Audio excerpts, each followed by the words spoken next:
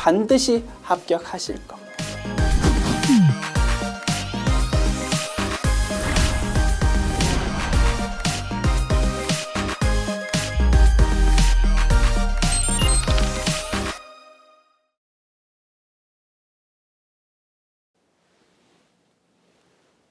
안녕하세요. 전산 세무 2급 제92회 기출문제 실기편 보겠습니다. 회사 이름은 용인전자 주식회사랍니다. 출발합시다. 문제 1번 일반 전표 입력 메뉴 문제입니다. 1번 문항 3월 21일 주식회사 SJ컴퍼니의 외상 매입금 1,100만 원을 결제하기 위해서 주식회사 영동물산으로부터 받은 약소거음 600만 원을 주식회사 SJ컴퍼니에게 배서 양도하고 잔액을 보통예금으로 지급했다. 원재료를 외상으로 구입했습니다. 차변의 원재료, 대변의 외상 매입금이라고 기록했었어. 그 대변에 적혀있는 외상 매입금을 지금 결제하려고 한다 이겁니다. 차변의 외상 매입금 부채 감소 기록하고, 자 대변은 돈 대신 우리가 가지고 있던 약소금을 배서 양도했답니다. 그러면 대변에 받으러 적으면 되겠지.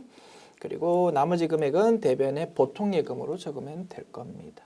됐죠? 분석 끝났고 입력하면 됩니다. 다만 대변의 약소금 배사한 부분을 받으러옴이라는 계정 과목으로 확실하게 적으려면 문구가 좀 추가되어야 되겠다, 그지? 그 약소금이 우리가 주된 영업 활동인 제품을 매출하고 받았었던 약소금이다라는 문구가 추가되어야 확실한 판단이 가능할 거야. 계정 과목에 대해서, 그지? 그래서 주식회사 영동물산으로부터 받은 약소금이라고만 되어 있는데 주식회사 영동물산으로부터 매출 대금으로 받은 이렇게 단어를 하나 추가해 주시면 좋겠습니다. 교재수로 갈 때 문구 추가할게요. 매출 대금으로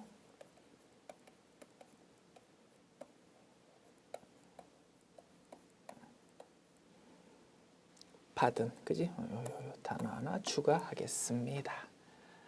자, 입력할게요. 일반 전표 입력 메뉴 열고 3월 21일 3월 21일 차변의 외상 매입금 부채 감소 SJ컴퍼니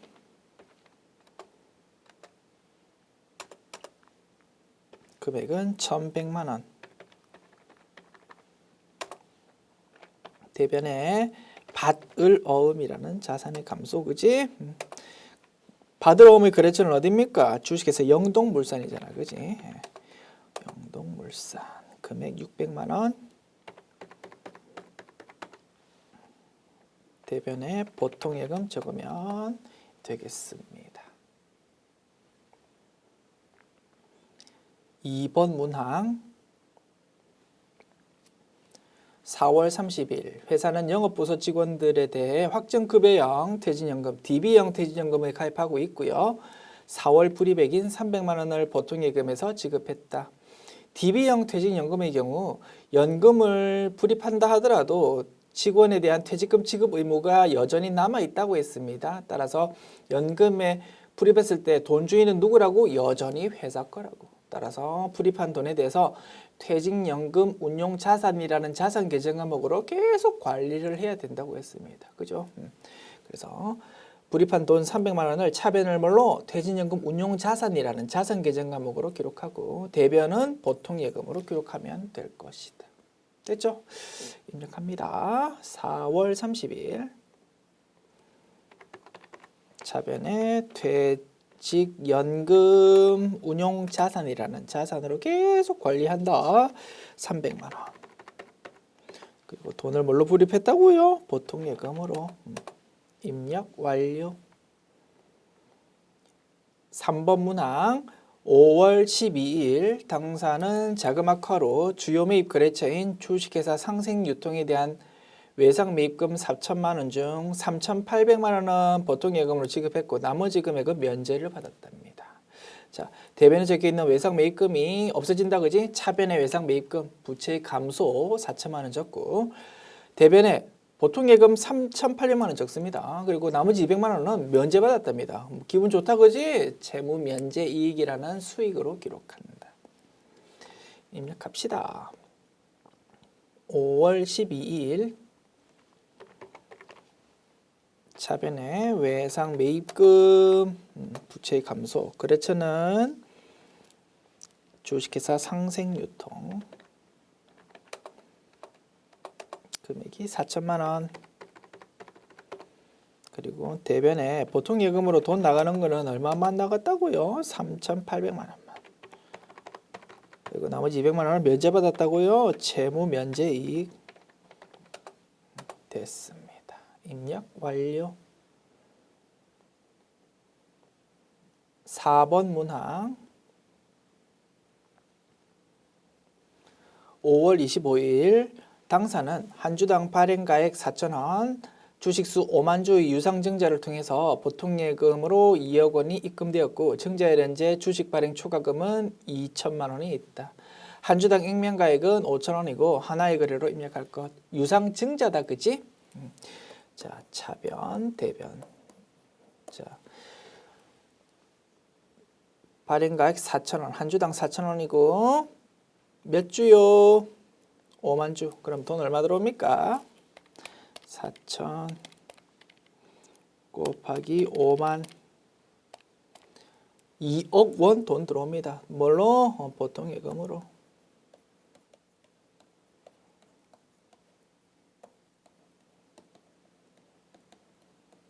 자, 대변은 자본금 계정 과목으로 기록하고 철저하게 액면금액으로 적는다 그지? 한 주당 액면금액 5,000원이라고 5,000원 곱하기 5만 주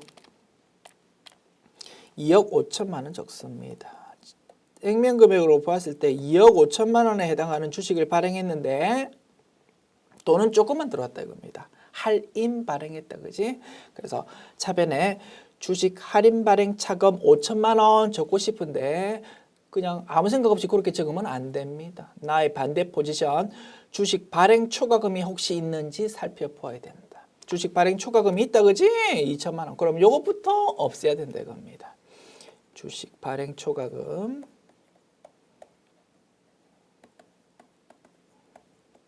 2천만 원부터 적고 나머지 3천만 원만 주식 할인 발행 차금으로 적는다.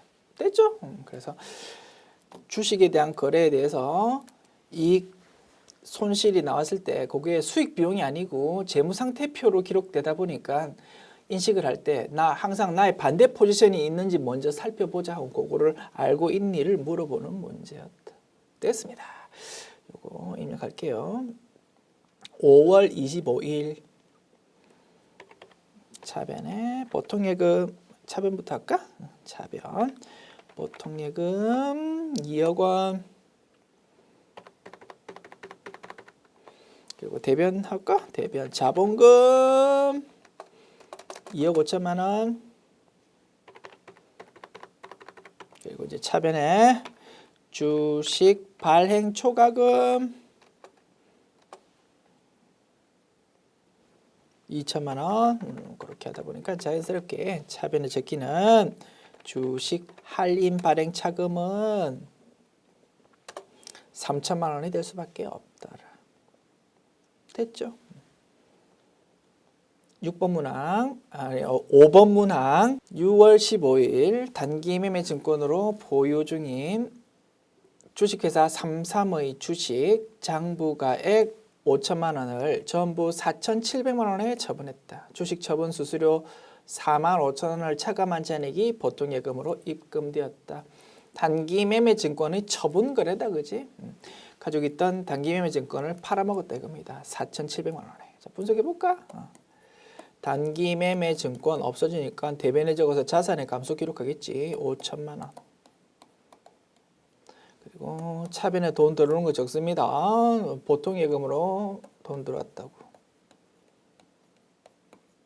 4,700만 원. 아이고. 47000000. 그래서 5천만 원짜리를 4,700만 원에 팔았으니까 손해봤다, 그지? 단기 매매 증권 처분 손실 300만 원 기록하고 싶습니다. 너무 쉽다, 그지? 그래서 수수료 한 개 끼워 넣었습니다. 중요하다고 했습니다. 자산을 처분할 때 생기는 수수료, 재세금, 운반비 어떻게 처리한다고요? 그 자산 처분이 주된 영업활동인지 아닌지로 나눈다고 했습니다. 주된 영업활동, 즉 제품을 판매하는 과정에서 수수료, 재세금, 운반비가 나왔다고 판관비에 해당하는 별도 비용 계정 과목으로 처리한다. 그런데 그 자산 처분이 주된 영업활동 아니고 예를 들어서 유형자산 매각, 그리고 지금 보는 유가증권의 매각이라고 그러면 그때 생기는 수수료, 재세금, 운송비는 뭘로? 별도 비용이 아니고 해당 자산의 처분 손익으로 그냥 바로 끼워 넣어버린다고 했다 이겁니다. 그거를 너 아니를 물어보는 문제다. 됐죠? 지금 보는 유가증권 매각은 자산 처분인데 주된 영업활동 아니니까 그 와중에 생기는 수수료, 재세금, 운송비는 뭘로? 별도 비용 아니야. 그냥 처분 손실 계산할 때 그냥 바로 반영시키자 이겁니다. 자, 수수료 없을 때 처분 손실이 300만 원 예상되었는데 그 와중에 돈이 추가로 나갔다, 그지? 그러면 처분 손실이 더 늘어나겠지 뭐. 얼마만큼? 45,000원만큼. 그래서 3045000이 단기 매매 증권 처분 손실이 되고요.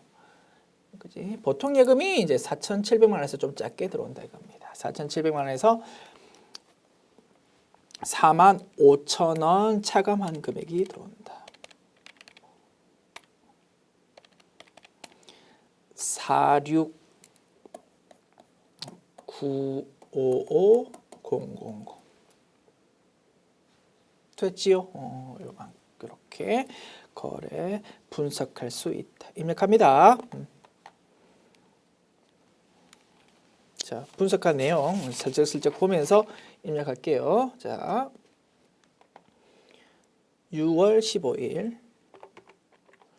자, 대변부터 적을까? 대변의 단기 매매 증권 5천만 원.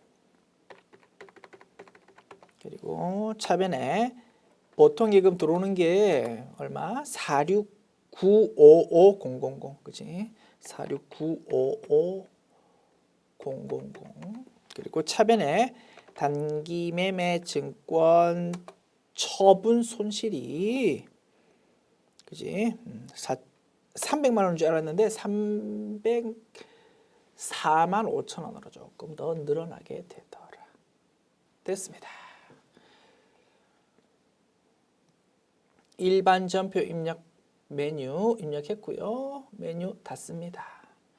문제 2번 메인 매출 전표 입력 메뉴 문제 봅시다.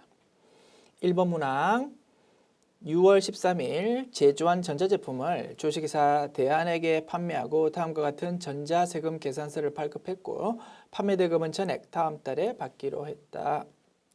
과세 대상 물건을 팔고 부가가치세 적혀 있는 세금 계산서를 발급했다, 그지? 부가세 유형 10일 과세고요. 회계처리는 대변의 제품 매출, 차변의 외상 매출금 기록하면 될 겁니다. 그리고 문제 자료에서 세금 계산서가 제시되어 있으니까 품목, 수량, 단가에 무언가 기재되어 있다면 입력해 주기로 합시다. 됐죠? 자, 6월 자 메뉴 엽니다. 메인 매출 전표 입력 메뉴. 자, 날짜는 6월 13일.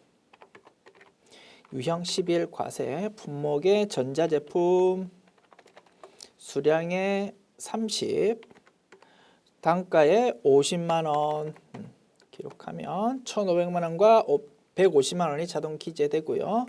상대 거래처는 주식회사 대한이다, 그지? 그리고 전자외부 여 분계, 대변의 제품 매출 맞고 차변의 외상 매출금 기록하면 상단, 하단 입력 완료. 2번 문항 봅시다. 7월 25일 회계부서에서 사용하기 위한 책상을 주식회사 카이마트에서 구입하고 구매 대금을 다음과 같이 법인카드인 세무카드로 결제했다. 구입 시 자산계정으로 입력할 것. 책상 구입하고 신용카드로 결제하는 바람에 신용카드 매출전표를 우리는 받았다 이겁니다. 여기 적혀있는 부가가치세 매입세 공제 받을 수 있다 그지? 부가가치세 신고서에 반영돼야 되니까 매입 매출전표 입력 메뉴 입력하는 거 맞고 유형은 뭐 매입이면서 카과 57로 입력해야 될 거다. 회계 처리는 차변에 책상 구입하면서 자산으로 처리하라고 비품 그치? 대변에는 신용카드 거래는 외상거래다 그지? 대변에 미지급금 계정 항목 쓰되 거래처를 그 가게 카이마트가 아니고 신용카드사인 세무카드로 입력해야 될 거다. 됐죠? 분석 끝났습니다. 입력하자. 7월 25일 57카과 자 신용카드 매출전표 거래의 경우 공급가액란에 부가가치세 포함되어 있는 금액을 입력한 다음 엔터키 치면 물건값과 부가가치세가 갈라지더라 그지? 220000 엔터 그지? 이렇게 싹 갈라진다. 자 거래처는 우리한테 신용카드 매출전표 준 곳은 누굽니까? 그 가게지. 주식회사 카이마트. 자 신용카드사는 어디요? 세무카드. 분계. 자 차변에 비품 대변에 미지급금 이렇게 기록하되 거래처가 상단부에 적혀있는 주식회사 카이마트가 그대로 끌려오는데 요거를 세무카드로 수정하면 상단 하단 입력 완료. 57카과의 유형의 경우 입력할 때 유의사항 상단부 거래처 하단부 거래처가 서로 다르다. 중간에 카드사도 적어주자. 됐습니다.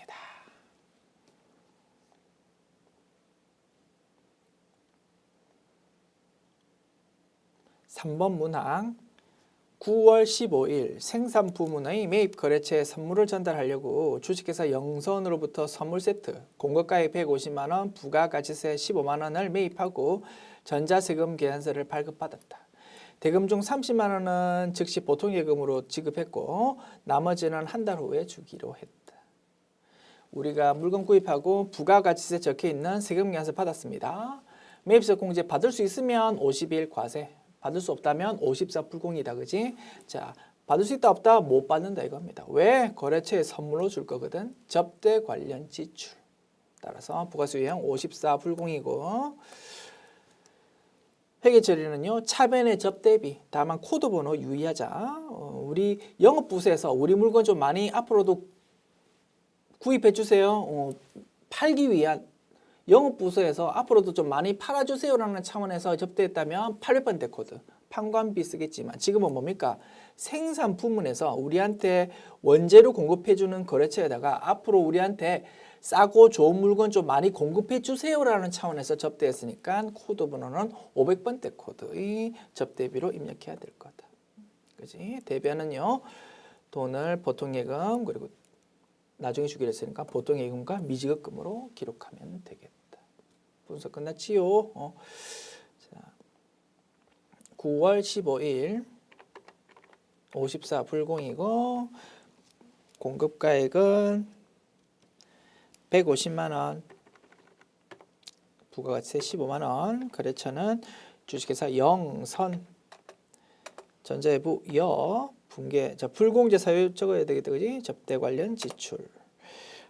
분계는 차변에 접대비인데 500번대 코드로 입력하자. 그리고 대변에 보통예금으로 돈을 얼마? 30만 원.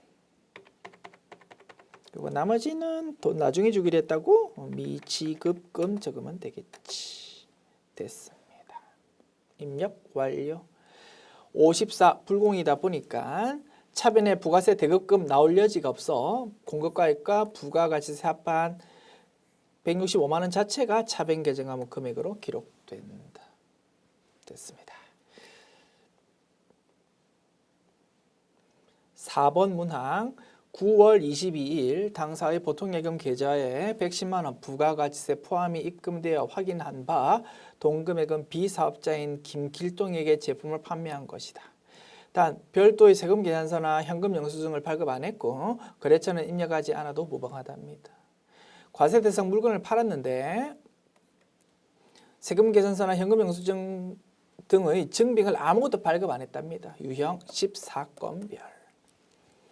회계처리 대변의 제품 매출, 차변의 보통 예금 적으면 되겠네요. 분수 끝났다. 입력합니다. 9월 22일 14건별. 자, 14건별의 경우도 신용카드 매출전표 거래, 현금 영수증 거래와 마찬가지로 공급 가액란에 부가가치세 포함되어 있는 금액을 입력한 다음 엔터키 치면 물건값, 부가가치세가 갈라지더라, 그지?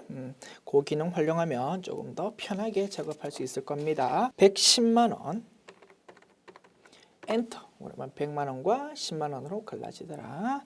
자, 뭐 거래처를 입력하지 않아도 무방하답니다. 뭐 공란으로 비워둬도 정답 인정하게 되겁니다. 뭐 이왕이면 입력해주면 더 좋겠지, 그지? 김길동이라고 저는 입력하겠습니다. 자, 분계 대변의 제품 매출, 차변의 돈을 보통 예금으로 받은 것이다. 됐지요? 상단 하단 입력 완료. 5번 문항 9월 28일 당사는 원재료 공급가액 5천만 원, 부가가치세 500만 원을 주식회사 진행상사에서 매입하고 전자세금 계산서를 발급받았다. 이와 관련해서 대금 중 1,500만 원은 보통예금에서 지급하고 나머지는 외상으로 했다. 물건 구입하면서 부가가치세 적혀있는 세금 계산서 받았어. 매입소공제 당연히 받을 수 있다, 그지? 원재료 구입했다고. 51 과세가 유형이고요. 회계처리 차변의 원재료, 대변의 보통예금, 대변의 외상 매입금 기록하면 될 겁니다. 입력합니다. 9월 28일 51 과세. 자, 5천만 원, 500만 원. 거래처는 주식회사 진행상사, 전자외부 여, 분계 차변의 원재료, 대변의 보통예금 1,500만 원. 그리고 나머지는 외상이다. 외상 매입금 기록하면 되겠네요. 상단 하단 입력 완료. 자, 메인 매출 전표 입력 메뉴 닫고, 자, 문제 3번 부가가치세 신고 문제로 넘어갑니다. 1번 문항 다음 자료를 보고 올해 1기 확정 신고 기간의 수출지적 명세서를 작성하세요. 단 거래처 코드 및 거래처명도 입력하십시오. 알았다. 자, 3건 있네요. 핵심은 뭡니까? 환율을 뭘로 적용할지가 핵심이다, 그지? 분석부터 하고 나서 쭉 입력합시다. 선적일이 있고 환가일이 있습니다. 과세표준은 어떻게 계산한다고요? 기본적으로 공급 시기인 선적일의 기준 환율로 적용하는 게 원칙이야. 다만 예외가 있었다, 그지? 선적일 전에 달러를 받아가지고 선적일 전에 환가를 했다면 실제 환가 시점의 환율을 적용한다고 했습니다. 됐죠? 자, 첫 번째 건 선적 4월 6일에 했는데 환가를 4월 8일에 했답니다. 원칙에 따라서 선적일의 기준 환율을 쓰면 돼. 두 번째 건 5월 1일에 선적했는데 4월 30일에 선적일 전에 환가했다 이겁니다. 요게 이제 예외다, 그지? 요때는 실제 환가했을 때의 환율, 요거를 적용한다. 다만 자료 자체가 선적일과 환가일의 기준 환율로만 제시되어 있다, 그지? 그러면 이 문제 자료 제시 내용을 분석해 보면 환가일의 경우 실제 은행에서 적용하는 환가 환율이랑 나라에서 발표한 기준 환율이랑 똑같습니다라는 전제하에 자료가 이렇게 나왔다고 본다, 그지? 그러나 실무에서는 사실 기준 환율과 은행에서 적용하는 환율이 사실 달라. 그러니까 조금 더 좋은 문제가 되려면 선적일에 대해서는 기준 환율, 환가일에 대해서는 실제 환가 환율 이런 식으로 제시되는 것이 조금 더 현실에 가까운 문제일 것 같아. 됐죠? 어쨌든 문제 풀 수는 있을 거야. 문제 푸는 데는 큰 지장이 없지만 조금 실무에 가깝게 굳이 수정한다면 환가일에 대해서는 환가 환율이라고 해석하자. 이렇게 부연 설명드렸고요. 교재 수록할 때도 이런 식으로 자료를 좀 만들게요. 선적일은 기준환율, 환가일은 환가환율 이런 식으로 자료를 좀 조금 수정해서 교재 수록하도록 하겠습니다. 아시겠죠? 자, 그래서 두 번째 건 분석했고, 그래서 1130원이라는 환율이 적용돼야 되는 거다. 자, 그다음 마지막 사항 선적일 6월 29일, 환가 6월 30일. 요거는 원칙에 따라서 선적일의 환율 적용하면 되겠습니다. 됐죠? 이렇게 환율 제일 중요한 환율 분석했고 이제 요 내용 쭉 입력하도록 할게요.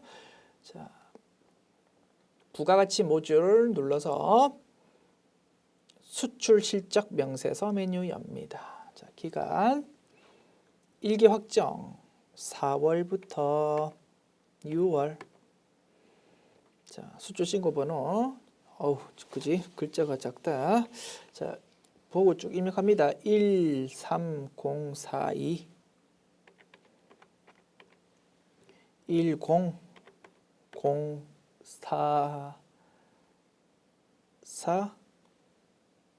689X.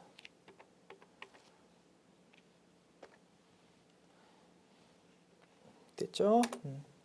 선적일이 2020-0406. 통화코드 검색장 띄워서 미국 뭐 검색하면 되겠다, 그지? 미국 US 달러. 그다음 환율이 제일 중요한 게 환율이잖아, 그지? 1150원이었다. 자, 외환은 5만 달러. 그러면 뒷부분 자동 계산되고 거래처는 ABC사. 됐습니다. 자, 그 다음 내용 13045 1001 470 X.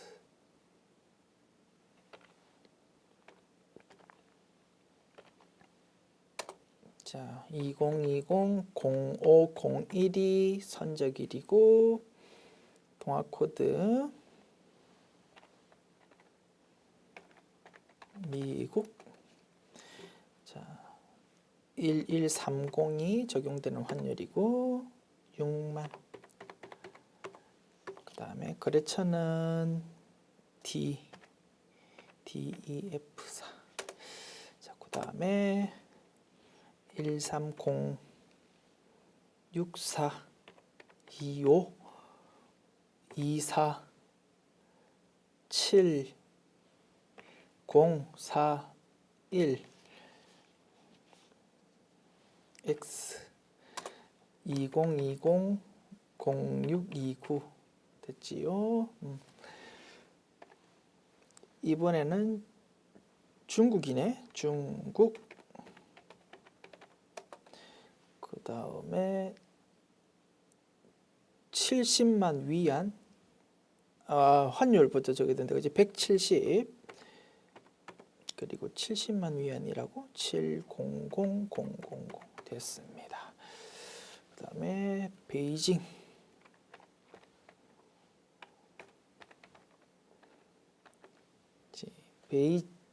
베이징사, 그지? 오케이. 됐습니다. 이렇게 입력하면 모든 작업 끝났고요. 그래서 결론값이 244300000이라고 쭉 이렇게 집계되어서 표시됩니다. 그렇죠? 메뉴 닫습니다. 저장할 거라고 묻네요. 예. 됐습니다. 2번 문항. 다음은 2기 확정 신고 기간에 대한 자료다. 10월부터 12월, 그지? 이를 반영해서 2기 확정 부가가치세 신고서를 작성하십시오. 단 세부담 최소화를 가정한다. 됐습니다. 자, 자료 보면서 바로바로 입력하겠습니다. 자, 먼저 매출 자료. 자, 메뉴부터 열까요? 부가세 신고서. 2기 확정이다, 그지? 10월부터 12월. 자, 세금계산서 과세 매출액 공급가액 8억 원, 부가가세 별도 1번 라인이다, 그지? 과세면서 세금계산서 발급분 8억 원 적어주면 되겠습니다. 신용카드 과세 매출액 공급 대가 5,500만 원 3번 라인이다. 그지? 3번 라인에 공급 대가가 5,500만 원이면 공급 가액은 5천만 원이 되겠다. 그지? 됐습니다. 그다음에 현금 영수증 과세 매출액 공급 대가 1,100만 원. 그러면 공급 가액이 1,000만 원이라는 뜻이다. 그지? 기존에 5천만 원 적혀 있으니까 6천만 원으로 수정하면 되겠습니다. 그리고 채점 대상은 아니겠지만 3번 라인에 금액 적혔을 때 곱하기 1.1 한 금액을 19번 라인에 적어주기로 했다. 그지? 공란으로 해도 괜찮아. 정답 인정이겠지만 이왕이면 정확하게 입력하자. 6,600만 원으로 저는 입력할게요. 됐습니다. 그 다음 내구신용장에 의한 영세월 매출 세금계산서 발급했다. 6천만 원. 그러면 영세면서 세금계산서 발급분 5번 라인에 적는다. 그지? 1,100만 원. 얼마? 6천만 원. 그 다음에 직수출 2천만 원, 영세면서 기타다. 그지? 여기 적으면 되겠습니다. 그 다음 대손세액 공제에 대한 내용이 나와 있다. 그지? 대손세액 공제 해당분을 어디? 대손세액 가감 8번 라인의 세액 쪽에다가 그지? 대손세액 공제 받는 부분은 세금을 깎아주는 거니까 마이너스 금액으로 금액 적는다고 했습니다. 자, 과세 재화 용역 공급한 후 그 공급일로부터 10년이 지난 날이 속하는 과세 기간에 대한 확정 신고 기한까지 아래의 사유로 대손세액이 확정된다. 해당 공급일로부터 10년이 지나는 날의 확정 신고 기한까지 대손이 인정이 되어야 대손세 공제 받을 수 있다라는 규정이 있다. 그지? 그 규정을 설명하는 지문인데요. 우리 회계하는 분들이 국어가 되게 약하다. 그지? 별거 아닌 내용을 굉장히 이상한 조금 어색한 문구로 지금 제시를 하고 있는 것 같고요. 문제 푸는 데는 지장 없겠지만 우리 교재 수록할 때는 조금 저도 국어 실력이 신통치 않습니다만 조금 요 문장보다는 자연스러운 문장으로 조금 수정해서 교재에는 수록할게요. 요 뒷부분이 조금 어색한 것 같아. 대손세액이 확정된다. 되었다 하면 될 건데 그지? 좀 너무 어색한 문구 같아. 뒷부분, 이 부분을 조금 가다듬어서 교재에 수록하겠습니다. 과세 재화 용역을 공급한 후 그 공급일로부터 10년이 경과한 날이 속하는 확정 신고 기한까지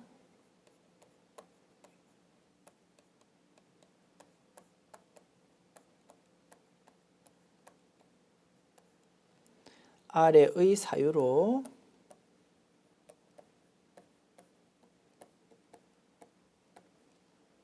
대손세액이 확정되었다.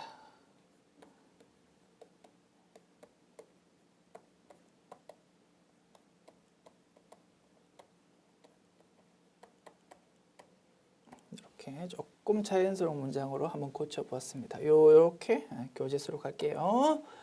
됐습니다. 문제 푸는 때는 큰 지장 없는 문구고요. 오케이. 자, 그러면 대손세액 공제에 적용되는 걸 이제 발라내는 게 중요하다, 그지? 자, 올해 9월 25일에 부도 발생한 주식회사 한국에 대한 바드럼 3,300만 원 부가가세 포함. 올해 9월 25일에 부도 발생했다고 6개월 경과해야 된다, 그지? 자, 10, 11, 12, 1, 2, 3. 내년 3월 25일이 딱 6개월 되는 날이고 그 다음 날 내년 3월 26일이 되어야 6개월 경과한 날이 되고요. 요 날 이제 비로소 대손세액 공제 요건 인정된다 이겁니다. 그러면 이번 신고할 때는 반영한다 안 한다 안 한다가 결론이다. 자, 그 다음 내용 올해 10월 5일에 소멸시효 완성되었다고 오케이 요 날짜로 인정되는 거다 그지? 주식회사 성담에 대한 외상매출금 2,200만 원 부가세 포함 요거는 인정되는 거다 그지? 그러면 대손세액 공제 받을 수 있는 거는 2,200만 원 곱하기 110분의 10 한 금액이다 그지? 그러면 200만 원 계산될 거다. 200만 원을 마이너스로 8번 라인에 적으면 될 겁니다. 됐죠? 분석했고요. 입력합니다. 마이너스 200만 원. 자, 그 다음 매입 자료, 전자세금 계산서, 과세 일반 매입에 공급가액 6억 1천만 원, 부가가치세 6,100만 원, 10번 라인이다, 그지? 매입이다. 매입이면서 세금 계산서 받았다고 일반 매입이라고 10번 라인, 610, 000, 000, 그리고 61, 000, 000 됐습니다. 그 다음에 전자세금 계산서 고정자산 매입액, 전자세금 계산서 받았는데 고정자산 매입이다 이겁니다. 11번 라인에 적어야 되는데 두 건이네. 업무용 기계장치 매입액, 공급가액 6천만 원, 부가가치세 600만 원, 비영업용 승용차 5인승이고 1800cc 매입액이 공급가액 3천만 원, 부가가치세 300만 원. 일단 세금 계산서 받았으니까 전부 적는 거야. 11번 라인에 9천만 원과 900만 원 적어준다. 그리고 동시에 비영업용 소형 수용차 구입분은 매입세 공제 안 되니까 16번 라인에도 동시에 반영돼야 된다, 그지? 3천만 원, 300만 원은 16번 라인에도 반영시켜야 될 것입니다. 분석 끝났다, 그지? 좋은 문제네. 실무와 가까운. 오케이. 자, 9천만 원, 900만 원을 일단 11번 라인에 적자. 그리고 동시에 16번 라인에 3천만 원, 300만 원을 반영시킬 건데 상세 내용을 오른쪽에 적는다, 그지? 50번 라인 여기다가 3천만 원, 300만 원 됐습니다. 어려운 내용은 아니지만 이런 상황이 굉장히 실무에서 자주 발생한다고. 좋은 문제 같아. 오케이. 자, 그다음 기타. 2기 예정신고 때 미환급된 세액 300만 원, 요거는 21번 라인에 적는다, 그지? 21번 라인에 300만 원. 그 다음에 정상적으로 수취한 종이 세금 계산서 원재료 구입, 예정신고 누락분 공급가액 1천만 원, 부가가치세 100만 원이 있었다. 예정신고 때 반영 못했으면 확정신고 때 반영하면 된다, 그지? 예정신고 누락분이면서 매입이다. 12번 라인에 반영돼야 되고 상세 내용 오른쪽에 적는데 세금 계산서 받은 거니까 38번 라인에 적으면 되겠네요. 얼마? 1천만 원과 100만 원. 자, 예정신고에 대해서 가산세 있다 없다? 없지, 그지? 매입이 누락되었다 이겁니다. 그러면 엄밀히 말하면 매입 종제를 예정신고 때 받을 수 있었는데 못 받았다 이겁니다. 그러면 세금을 작게 낸 게 아니고 오히려 많이 낸 거잖아. 그러면 가산세는 없는 거지. 오케이. 그 부분에 대해서 확정신고 때 예정신고 누락분 매입 쪽만 반영시키면 그걸로 끝. 됐습니다.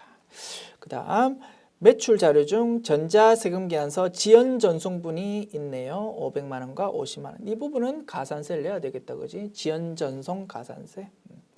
자, 가산세. 지연 전송이다, 그지? 자, 전자세금 계산서 발급 명세에 대해서 지연 전송한 거다. 65번 라인이네. 여기다가 500만 원 적어주고 0.3% 금액이 자동으로 계산된다, 그지? 15,000원. 확인해 볼까? 500만 원 곱하기 0.3 곱하기 0.01 15,000원 맞네요. 오케이. 이렇게 하면 자료 제시된 내용 모두 입력 끝났습니다. 그래서 최종 맨 아래쪽 결론값이 이렇게 도출되네. 1, 3, 0, 1, 5, 0, 0, 0 됐습니다. 메뉴 닫읍시다.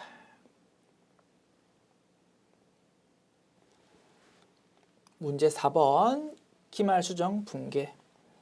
1번 문항 영업사원 출장용 차량에 대한 보험료 전액을 가입 당시 7월 1일에 보통예금으로 계좌 이체 후 비용 처리했답니다. 보험료를 납부한 거를 전부 다 비용으로 처리했는데 월화 계산하래요.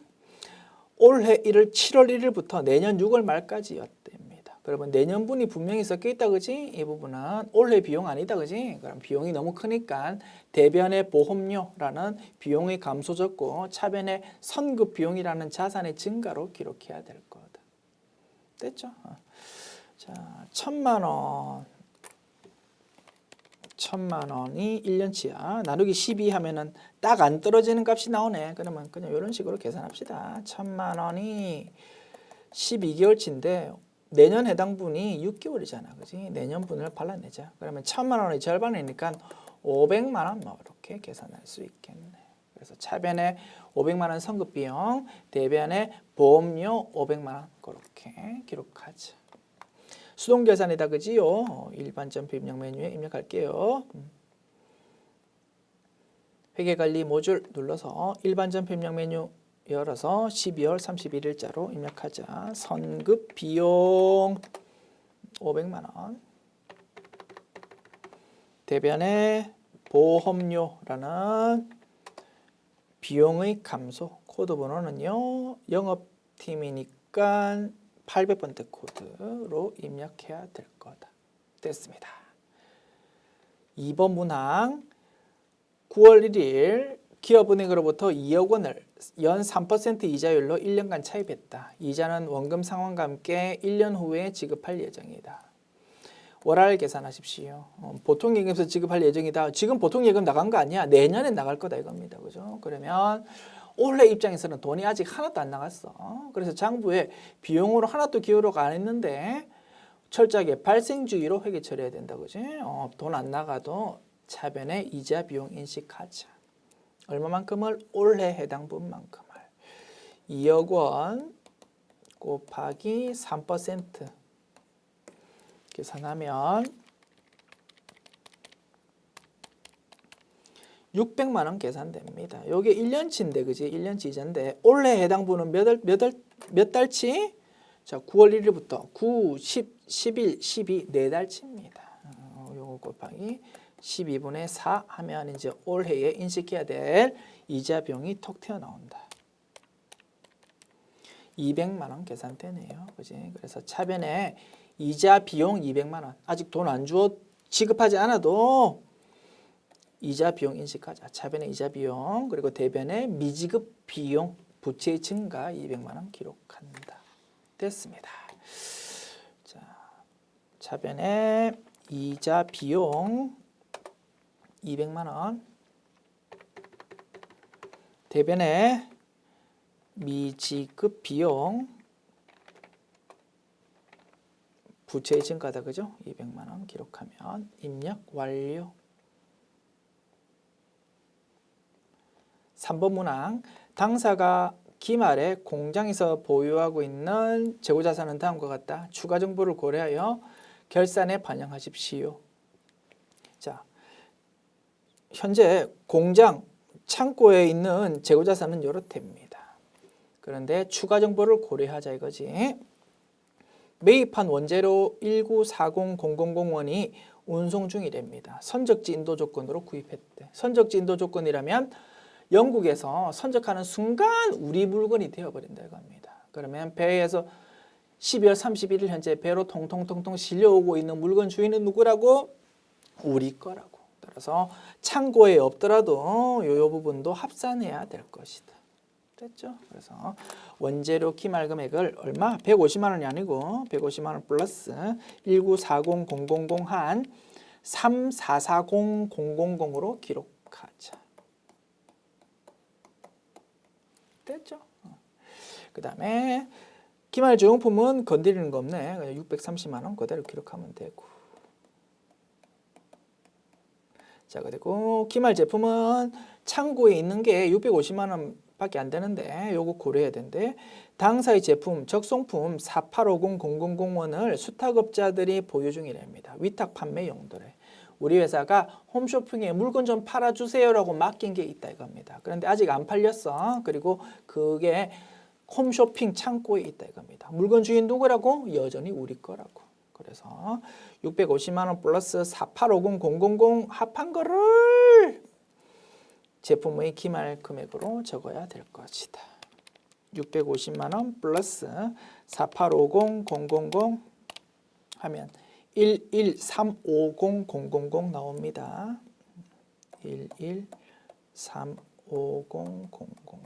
그죠? 그래서 하나, 둘, 셋 요 세 금액을 결산자료 입력 메뉴에 입력한 다음 전표 추가 클릭하면 되겠네. 아시겠죠? 그래서 우리 이론편에서 배웠던 기말 재고자산 중에서 우리 회사의 재고자산으로 포함해야 되는지 안 해야 되는지에 대해서 쭉 이론편으로 공부했던 게 실기편 문제로 출제되었다 이겁니다. 굉장히 좋은 문제네. 또 유사하게 출제될 수 있을 거야. 다시 한번 개념 딱 잡아주시기 바랍니다. 자, 분석했고 그러면 낙서를 조금 치우고 필요한 금액만 좀 놔둔 상태에서 슬쩍슬쩍 보면서 입력합시다. 됐습니다. 요 세 가지 금액은 활용합시다. 오케이. 자, 메뉴 화면에서 결산자료 입력 메뉴 열어서 자, 1월부터 12월 자, 하나씩 적자. 원재료 기말 금액은 3440000. 그 다음에 제공품 기말 금액은 6300000. 그리고 제품의 기말 금액은 자, 제품 기말 금액은 11350 000 됐습니다. 이렇게 놓고 전표주가 클릭하면 되겠습니다. 자, 그리고 참고로 일반 전표 입력 메뉴 와가지고 새로 고침 버튼 누르면 쫙 그지 매출원가에 대한 1년의 회계 처리가 되어 있는 거 확인할 수 있다. 자, 4번 문항 결산일 현재 외상 매출금 잔액에 대해서 1%의 대손 추정률을 적용해서 보충법으로 일반 기업회계 기준법에 따라 대손 충당금을 설정한다. 반드시 결산자료 입력 메뉴만을 이용해서 작업하십시오. 알았다. 뭐 일반 전표 입력으로 작업할 수도 있고 결산자료 입력 메뉴 활용할 수도 있는데 딱 명시를 했네. 결산자료 입력 메뉴로 작업하라고. 알았다. 그렇게 하지 뭐. 자, 자동 결산 작업입니다. 결산자료 입력 메뉴에서 상단에 있는 대손 삼각 부조창 열어서 자, 여기서 대손율 몇 프로? 1%. 그지? 그리고 문제에서 요구하지 않은 바드럼, 단기대여금, 선급금은 없애버립니다. 자, 봅시다. 설정 금액이 마이너스로 나타나네. 그지? 이게 무슨 뜻입니까? 자,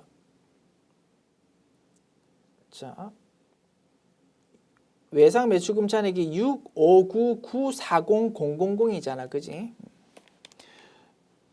659940000 곱하기 1% 해보자. 6599400 나옵니다.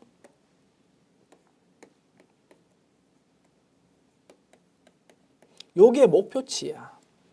그런데 올해 추가 설정하기 전 잔액 자체가 800만 원이다 이겁니다. 그러면 추가로 설정해야 되는 게 아니고 플러스 추가 설정하는 게 아니고 요 차이 금액만큼 오히려 환입을 해야 되는 상황이다. 그지? 그러다 보니까 마이너스로 이렇게 금액이 지금 조회되고 있어. 그런데 문제에서 지금 반드시 결산자료 입력 메뉴를 사용하라고 했다. 그지? 그래서 일반 전표 입력 메뉴 입력하는 거랑 이렇게 결산자료 입력 메뉴 작업하는 거랑 사실은 이제 결과치가 조금 다르게 표시될 수도 있으니까 채점할 때 좀 편하려고 결산자료 입력 메뉴를 반드시 쓰십시오라고 제시한 것으로 판단이 되네요. 자, 일단 작업해 봅시다. 자, 제대로 반영되는지 봐야지, 그지? 자, 환입을 해야 되는 상황이야. 자, 숫자는 얼마가 될까? 계산해 볼까? 자, 1400600만큼 환입을 해야 되는 상황이야. 자, 1400600만큼 대손충당금 환입해야 되고 회계 처리로 따지면 어떻습니까? 차변에 대손충당금, 대손충당금이 작아지는 거지. 1400600 그리고 대변은 대손충당금 환입이고 요거는 뭐라고요? 판관비의 차감 항목이라고 했습니다. 그지? 일반 전표 입력으로 이렇게 입력하면 제일 깔끔하고 좋아. 편한데 문제에서 굳이 결산자료 입력 메뉴 사용하라고 했으니까 할 수 없어. 뭐 그렇게 지금 작업해야 되는 거야. 자, 요 결과치가 되도록 작업해야 되는 겁니다. 자, 요 보조창에서 일단 결산 반영을 클릭해 보자. 제대로 반영되는지 보자. 자, 판관비 쪽으로 가볼까? 자, 판관비 쪽에서 대손상각이 보인다. 그지? 여기서 외상 매출금에 대한 것이 마이너스 1400600으로 이렇게 반영되네. 할 수 없어. 문제에서 결산자료 입력 메뉴 반드시 쓰라고 했으니까 지금 이렇게 작업해서 전표 추가를 클릭할 수밖에 없다고. 대손충당금 환입에 대해서 별도 란이 없잖아 지금. 그지? 할 수 없지 뭐. 이렇게 해서 전표 추가를 클릭하랍니다. 이것이 출제한 사람이 요구하는 작업 방법이다. 됐죠? 참고로 한번 확인해 봅시다. 일반 전표 입력 메뉴에 어떻게 과연 반영되는지. 자, 대손상각비 차변적으로 마이너스, 대변적으로 대손충당금이 마이너스로 이렇게 좀 요상하게 지금 반영이 되는데 이렇게 좀 작업해 달라는 것이 출제자의 의도였네. 됐죠? 그래서 수동계산으로 작업하면 이렇게 차변에 플러스로 대손충당금, 대변에 플러스로 대손충당금 할인 뭐 이렇게 작업하는 사람도 있을 거고, 자동계산으로 작업하면 그지 뭐 이렇게 지금 작업하는 사람도 있을 거고 하면은 서로 막 채점할 때 좀 번거로울 수 있었나 봐. 그래서 채점상 편의를 위해서 굳이 자동계산으로 작업해 주십시오라고 요구하는 다소 특이한 문제였다고 생각이 됩니다. 어렵진 않죠? 됐습니다. 이렇게 분석해 보았다.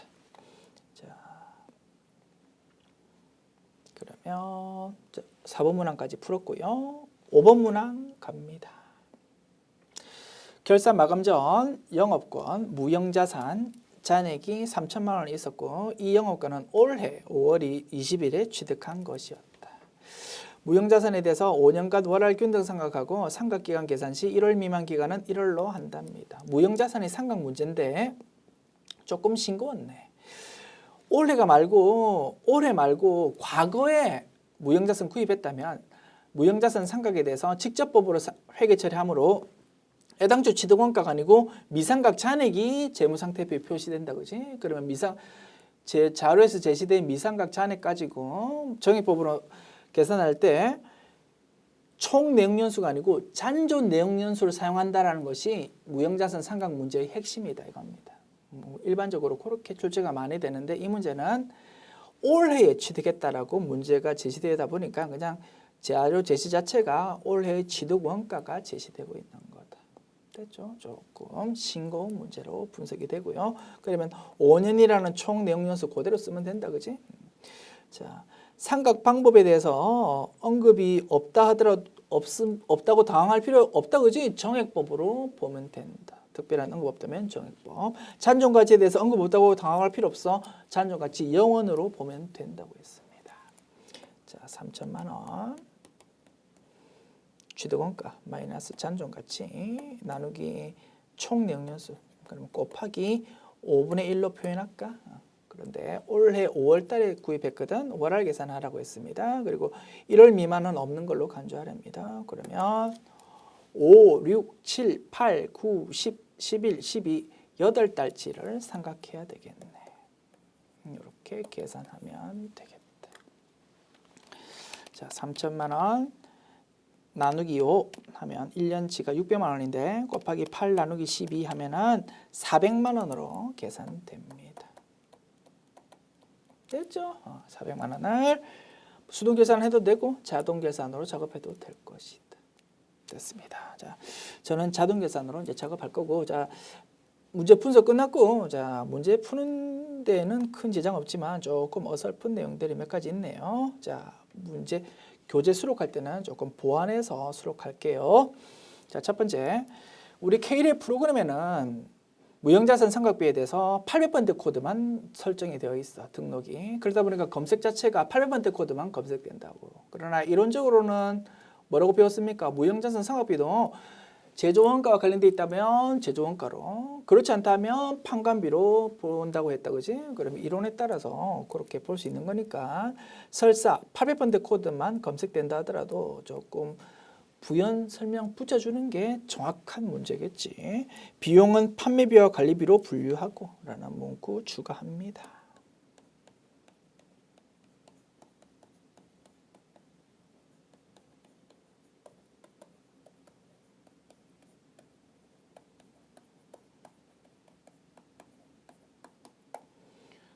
회사는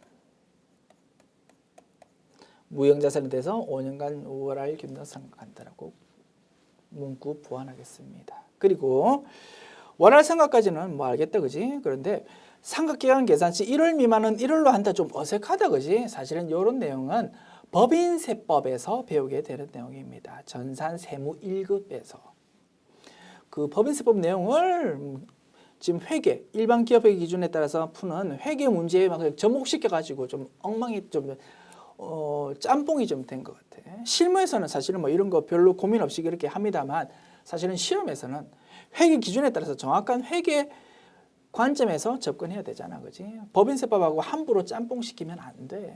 아무리 실무와 관련된 시험이라 하더라도. 그래서 철저하게 회계에서는 그냥 월할 생각한다라는 일반적인 가정만 사용하므로 5월 20일로 해가지고 뭐 1월 미만 뭐는 없는 걸로 한다 이런 거는 조금 법인세법과 접목된 내용 같아서 요거를 교재 수록할 때는 5월 1일로 수정하도록 하겠습니다. 5월 1일 취되겠다면은 별 고민 없이 8개월치만 생각한다라는 거 이해할 수 있겠다, 그지? 그리고 뭐 뒷부분은 뭐 삭제도 됩니다만 뭐 문제에서 소개하고 있으니까 이 부분 그대로 놔둘게요. 그래서 5월 21일 5월 1일로 날짜 수정하고 그리고 뭐 요 문구 추가해서 교재 수록하겠습니다. 됐습니다. 자, 문제 분석했고 작업합니다. 자동 계산으로 작업할게. 자, 무형자산 상각이면서 판관비다고 했어. 무형자산 중에서 뭐다고요? 영업권이라고. 영업권 이쪽에다가 열심히 계산했던 400만 원을 입력하고 전표 추가 클릭하겠습니다. 됐죠? 자, 열려있는 메뉴 전부 닫고 문제 5번 원천징수로 넘어갑니다. 1번 문항 다음은 기업부설연구소의 연구원인 김현철의 9월분 급여 명세서이다. 급여자료 입력 메뉴와 원천징수 이행상황 신고서 메뉴를 작성하십시오. 됐죠? 두 가지 메뉴 작업. 단 수당 등록 및 공제 항목은 불러온 자료를 무시하고 직접 입력하십시오. 자, 9월분 급여 자료다. 그런데 지급을 10월 10일에 한답니다. 좀 특이하다, 그지? 9월달 급여를 그 다음 달 10일에 주는 상황이랍니다. 자, 메뉴 먼저 엽시다.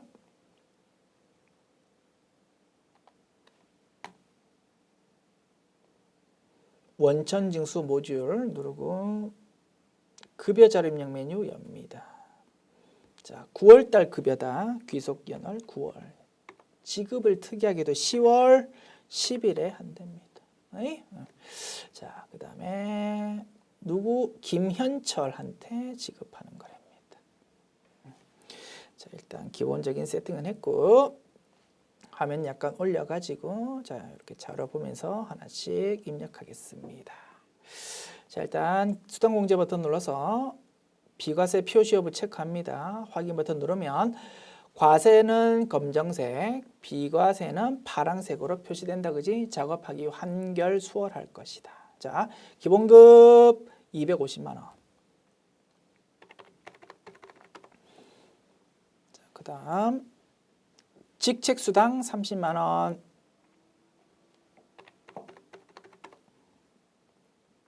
식대 15만 원. 자, 수당 등 밑에 내용 읽어볼게요. 수당 등록 시 급여 명세서에 적용된 항목 이외의 항목은 사용 여부를 부로 체크하십시오. 숫자가 입력되지 않는 항목은 부로 체크해서 보이지 않게 해달라는 거다, 그지? 당사는 모든 직원에게 식대를 지급하며 비과세요건 충족한다. 비과세 쪽에다가 요거 적으면 되고, 다만 한도가 월 10만 원이니까 15만 원 입력하더라도 10만 원만 비과세로 집계되고 초과하는 5만 원은 과세 금액으로 집계되겠다, 그지? 그다음 당사는 본인 명의 차량을 업무 목적으로 사용한 직원에게 자가운전 보조금을 지급하고 있는데 실제 발생된 시내교통비는 별도로 지급 안 한다. 자, 자가운전 보조금이 비과세요건 충족한다는 의미다, 그지? 다만 30만 원을 비과세란에 입력하면 20만 원 한도니까 20만 원만 비과세로 집계, 초과하는 10만 원은 과세로 집계될 것이다. 당사는 기업부설연구소의 법적 요건 충족하며 기업연구소 연구보조비는 비과세요건 충족한다. 기업연구소 연구보조비 30만 원 요거는 비과세다 이겁니다. 다만 한도가 20만 원이므로 30만 원 입력하면 20만 원만 비과세, 초과하는 10만 원은 과세로 집계되겠지. 원천지수 행사원 신고서 작성과 관련해서 전월 미환급세액은 18만 원이다. 알았다. 요 메뉴 작업할 때 밑에 적어주자. 별도의 환급 신청은 안 한다. 알겠습니다. 자, 내용 전부 분석했고. 자, 그러면 연장수당이라는 게 있네요. 자, 이 사원은 생산지가 아니다. 그지? 따라서 연장수당이라는 거 과세 항목일 것입니다. 됐습니다. 자, 비과세 3건이 있다. 자, 이제 하나씩 입력합니다. 식대 15만 원. 보십시오. 10만 원만 비과세로 집계되고 5만 원은 과세로 집계되지 않습니까? 그 다음에 자가운전 보조금 30만 원. 보십시오. 20만 원만 비과세로 집계된다. 그래서 10만 원과 20만 원 합한 30만 원만 비과세로 보이고 그 외의 초과하는 금액은 과세로 집계.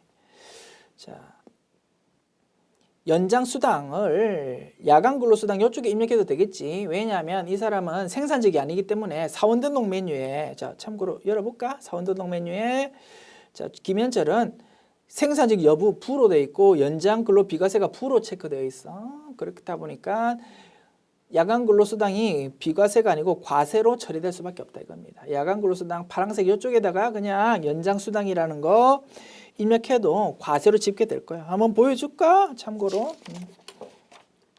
20만 원 입력해 볼게. 20만 원 입력하면 비과세 금액은 전혀 변동 없잖아. 과세로 집계되어 버린다고. 사실 이렇게 작업해도 문제 없어. 그런데 뭐 야간 근로수당이랑 연장 수당이랑 이름 자체가 좀 다르잖아, 그지? 그러면 이렇게 한 게 더 깔끔할 거야. 파란색 야간 근로수당 요거 무시하고 사용하지 않고 검정색 연장 수당이라는 걸 새로 등록하는 것이 조금 더 깔끔해 보이겠네. 과세 항목이면서 연장 수당. 그지? 그리고 정기 부정기는 채점 대상 아닙니다. 신경 쓸 필요 없지만 굳이 엄밀히 따진다면 부정기가 맞겠지. 연장 수당은 뭡니까? 실제 연장 근무해야지 돈 주는 거잖아. 월마다 따박따박 주는 거 아니다, 그지? 그래서 굳이 정확하게 입력한다면 부정기가 정확할 거야. 물론 채점 대상은 아닐 거야. 자, 그리고 모분담합 제시된 것부터 보니까 뭐 연장수당, 수당공제 등록 입력할 때 뭐 정기라는 화면 캡처가 되어 있더라고. 신경 안 쓰겠다 그 뜻입니다. 그러나 이왕이면 나는 정확하게 입력했다. 됐습니다. 이렇게 확인 버튼 누르고요. 그러면 검정색 연장수당 나타난다, 그지? 여기다가 20만 원 입력했습니다. 그 다음에 기업연구소 연구보조비는 비과세 맞는데 안 보인다, 그지? 추가 등록하자. 비과세 체크하고 F2 버튼 눌러서 연구보조비 검색해서 기업연구소 연구보조비, 그지? 이걸로 선택합니다. 확인 버튼 누르면 파란 색깔 보인다, 그지? 여기다가 30만 원 입력하면 20만 원만 비과세로 집계되고 나머지 초과하는 금액은 과세로 집계되어 버릴 거다. 자, 모든 내용 입력했고 사용하지 않는 거 부라고 체크하라고 했다, 그지? 상여, 월차 수당, 파란색 야간 근로 수당 전부 부로 체크할게요. 상여, 부, 월차 수당, 부, 파란색 야간 근로 수당, 부 됐습니다. 참고로 부연설 해볼게. 우리 검색해가지고 입력했던 기업연구소 연구보조비 비과세 입력했는데, 그지? 이것도 자동으로 월정액이 부정기로 체크된다, 그지? 우리 세법 규정을 보면 이런 기업연구소 연구보조비도 실비변상적 급여 분류 쪽으로 규정되어 있다 이겁니다. 그러다 보니까 실비변상적 급여는 부정기잖아, 그지? 그래서 월정액이 부정기로 자동 체크되어 있다라는 거 참고로 부연 설명 드려보았습니다. 됐습니다. 자, 이렇게 하면 모든 작업 끝났고 이렇게 집계 되어야 정답입니다. 과세 3250000, 비과세 50만 원. 이렇게 집계되면 정답 인정. 50만 원은 분석해 보면 어떻게? 식대 10만 원, 자가운전 보조금 20만 원, 기업 연구소 연구 보조기 20만 원, 그렇게 합해진 게 50만 원이고 그 외는 전부 과세더라. 자, 그리고 좀 이따가 원천지수 이행상황 신고서 작성할 건데 거기에 적혀 있는 총 지급액은 뭐라고요? 과세 플러스 비과세 중에서 제출 비과세다, 그지? 그러면 325만 원 플러스 제출 비과세. 자, 비과세가 50만 원인데 그 중에서 제출이 20만 원이고 미제출이 30만 원이다, 그지? 20만 원이 합해진 거. 얼마입니까? 345만 원이 총 지급액적으로 자동으로 끌려갈 거다 이겁니다. 물론 자동으로 끌려와 가지고 표시되지만 우리 실무하실 분들이니까 그지 꼭 이런 개념은 알고 있자고 했습니다. 됐습니다. 자, 국민연금 입력합니다. 그리고 소득세부터 입력할까? 110430 맞고 지방소득세 11040 국민연금 146 250 그지? 건강보험 104 970 장기요양 10750 고용보험 26000 됐습니다. 이렇게 입력했고 차인 지급액이 3340560 나옵니다. 이렇게 하면 급여자료 입력 메뉴 작업 끝났고 원천징수 이행상황 신고서 봅니다. 좀 특이하더라, 그지? 귀속이 9월인데 지급이 10월이다, 그지? 요거 상단부를 잘 입력해야 되겠네.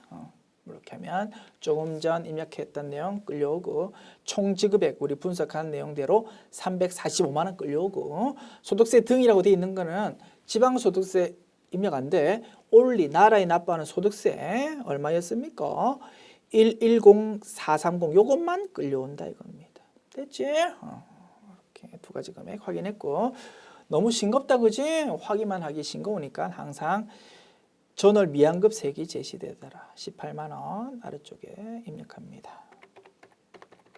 이렇게 하면 차월 환급세기 차월 2월 환급세기 69570이라고 표시되네요. 됐죠? 전월로부터 넘어온 미환급 세액이 나라로부터 받을 돈이 18만 원 있었는데 이번 달에 원천지수 결과 납부해야 될 게 110430 생겼다 보니까 A 빼기 B가 C 금액이 이렇게 표시될 것이다. 됐습니다. 자, 메뉴 그지? 메뉴 저장하고 닫읍시다.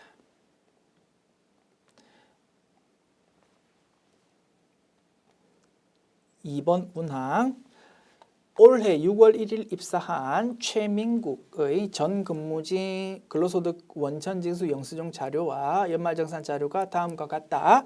전 근무지를 반영한 연말정산 추가 자료 입력 메뉴의 소득 명세 탭, 월세 주택 임차 차입 명세 탭, 연말정산 입력 탭을 작업하십시오. 최민국은 무주택 세대주고 부양가족은 없답니다. 됐죠? 자. 입력합니다. 연말정산 추가 자료 입력 메뉴 열어서 F2 버튼 눌러서 최민국 불러옵니다. 자, 전 근무지에 대해서 소득 명세 탭 작업한다, 그지? 자, 전 근무지 내용 보면서 입력합니다. 자, 주식회사 안전양회 주식회사 안전양회 근무기간 사업자 등록번호 114-8606-122 그리고 근무기간이 2020-01-01 2020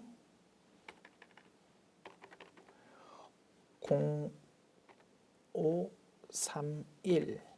그 다음에 급여 1,800만 원.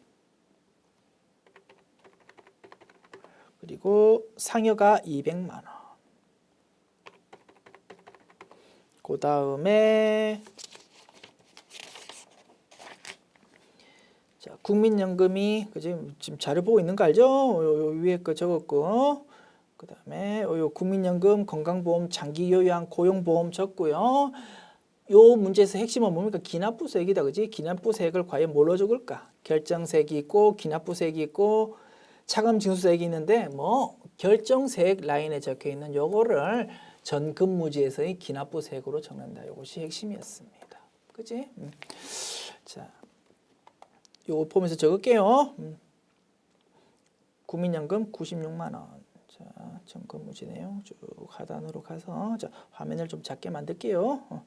자, 전 근무지에서의 그지?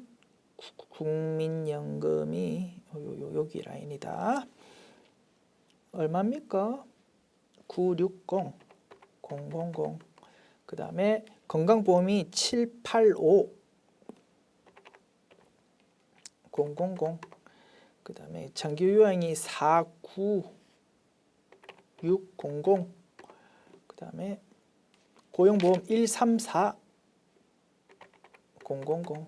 이렇게 쳤고, 핵심은 요거다. 기납부세액 란에 뭐 적는다고? 결정세액 라인의 금액을 245 8 7 6 그지? 그 다음에 24 587 이렇게 적는다 이겁니다.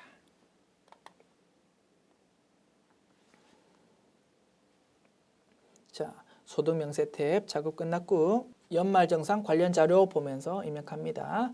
다음 지출 금액은 모두 본인을 위해서 사용한 금액이다. 자, 보험료. 자동차 보험료 있고 저축성 보험 있습니다. 저축성 보험 안 된다, 그지? 일반 보장성 보험만 입력한다. 75만 원 입력합시다. 연말정산 입력 탭에다가 자, 확대 버튼 누를게요. 화면 좀 크게 만든 다음에 오른쪽에 있는 일반 보장성 보험료 여기다가 얼마요? 75만 원 입력하고, 그 다음에 의료비. 자, 의료비. 치료 목적 허리 디스크 수술비 360만 원. 최민국의 신용카드로 결제했다. 그러면 병원에서 신용카드 결제했다면 의료비도 가능, 신용카드도 가능. 둘 다 가능할 겁니다. 그래서 밑에 신용카드 자료 보면 요 금액 중에는 병원에서 쓴 거 포함되어 있다라고 되어 있다, 그지? 오케이. 그대로 인정될 거야. 자, 의료비부터 해결합시다. 360만 원, 오케이. 인정되고. 치료 요양 목적 아닌 한약 구입비. 몸보신하는 보약은 안 된다, 그지? 시력 보정용 안경 구입비 55만 원. 한도가 50만 원이었다, 그지? 55만 원 썼어도 50만 원만 인정된다. 그래서 360만 원과 50만 원 합한 얼마? 410만 원을 본인 의료비로 입력해야 되겠다. 됐지요? 자, 의료비 중에서 본인 의료비가 얼마? 4100000 됐습니다.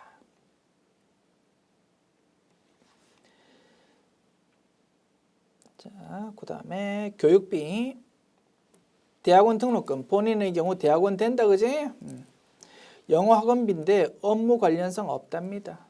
학원비의 경우 만약에 직업 능력 개발 훈련비다 뭐 그런 상황이라면 뭐 가능할 여지도 있습니다만 업무와 관련 없다라고 딱 못을 박았다, 그지? 이거 안 되겠습니다. 그래서 교육비는 1,000만 원만 적어야 되겠네.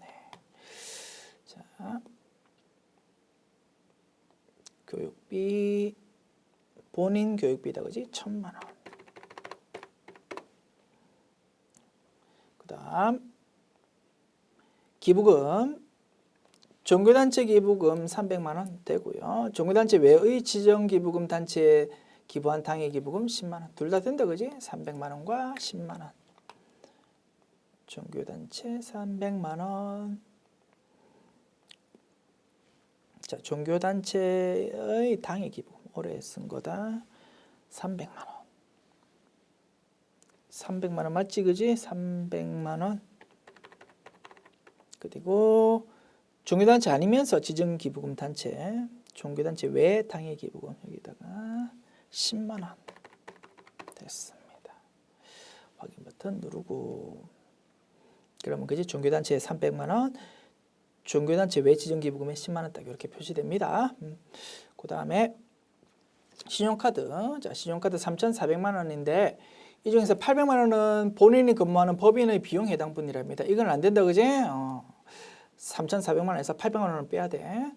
360만 원은 허리 디스크 수술비였다, 그지? 아까 병원에서 쓴 거. 요거는 인정돼. 그래서 3,400만 원에서 only 800만 원만 뺀 금액을 입력하면 될 겁니다. 자, 3,400만 원 빼기 800만 원 하면 2,600만 원 되겠네. 신용카드 2,600만 원. 금액 까먹기 전에 입력해 버릴게. 2,600만 원. 자, 신용카드 얼마? 2,600만 원 됐습니다. 그 다음에 자, 현금 영수증 250만 원인데 이 중에서 30만 원은 대중교통, 12만 원 공연 관람 사용분이랍니다. 자, 그러면 대중교통 별도로 적어주고 공제율이 높으니까 도서 공연 관람 이런 거 별도로 적어준다, 그지? 공제율이 높으니까. 다만 도서 공연 관람 이런 거는 총급여 7천만 원 이하라야 된다, 그지? 당연히 7천만 원 이하겠지만 참고로 확인해 볼까? 여기 적혀 있잖아, 안내로, 그지? 도서 공연 등 지출액은 총급여 7천만 원 이하 때만 공제 가능할 거다라고 돼 있어. 그래서 총급여 자체가 7천만 원 넘는다면 도서 공연 쪽에 금액 입력해도 그냥 그게 낮은 공제율이 적용되도록 세팅되어 있을 거라고, 실무라면. 그렇지만 우리는 시험이니까 그런 부분도 판단해서 정확하게 입력하는 것이 채점 포인트가 될 수 있어. 정확하게 입력합시다. 자, 7천만 원 이하가 맞는지 확인해 보자. 자, 7천만 원 이하 맞는지 확인해 볼까? 총급여 7천만 원 이하가 맞네. 안심 놓고 도서 공연 쪽에 입력하면 되겠다. 됐죠? 자, 그러면 빼기를 좀 해야 된다, 그지? 250만 원 중에서 30만 원은 별도로 적고, 대중교통 메모할까, 여기? 대중교통, 자, 낙서 전부 다 치우고, 자, 다시 적는다. 대중교통 30만 원. 도서 공연 따로 적을 수 있는데 얼마? 12만 원. 그 다음에 현금 영수증이 나머지 금액.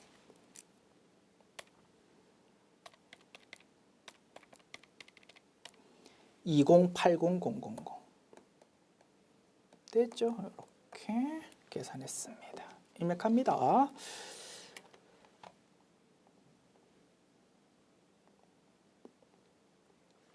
현금 영수증 쪽에 2080,000 대중교통이 30만 원. 그 다음에 도서공연이, 그지? 도서공연이 12만 원. 이렇게 입력이 될 것이다. 자, 확인 버튼 누르고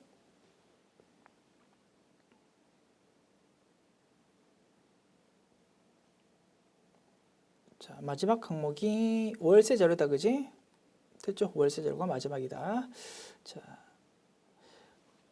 집주인 그리고 돈 얼마 줬는지 뭐 이런 상세 내용을 적어주자. 그지? 그러면 그 적은 내용이 월세액 쪽에 반영될 것이다. 자, 월세 주택 임차 탭 눌러서 월세액 쪽 적어줍니다. 네모 1번 집주인 이름이 임부자,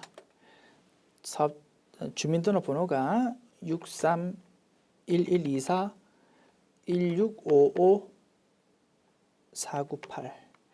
유형은 자 F2 버튼 눌러서 다가구주택을 선택합니다. 다가구주택, 다가구 2번 있네. 면적은 52. 주소지 서울시 영등포구 여의나루로 121. 됐습니다. 시작일은 2020-0101, 종료는 2020-1231. 자, 연간 월세액은 매월 70만 원이고, 그지? 1년 동안은 840만 원이다. 840만 원 적어주는 거지. 됐습니다. 이렇게 하면 대상 금액, 뭐 실제 공제 적용되는 금액 뭐 이런 게 자동 계산 표시될 것이다. 됐죠? 자, 이렇게 하면 모든 내용 입력 끝나게 되겠네요. 지금까지 제92회 기출문제 풀어보았습니다. 수고하셨습니다.